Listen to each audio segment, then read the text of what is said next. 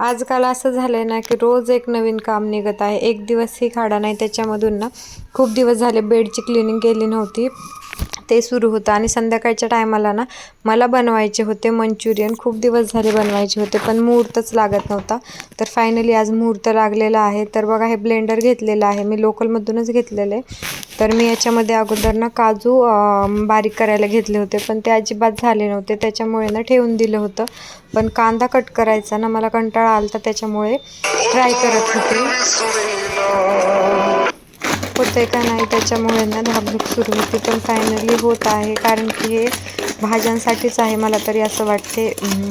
गाजर आणि कोबी किसून घेतलं होतं, मिरच्या कट करून घेतल्या होत्या, सगळं मिक्स केल्याच्या नंतर ना मस्तच झाले होते मंचुरियन. फुटले नाही काय नाही, एकदम भारी झाले होते.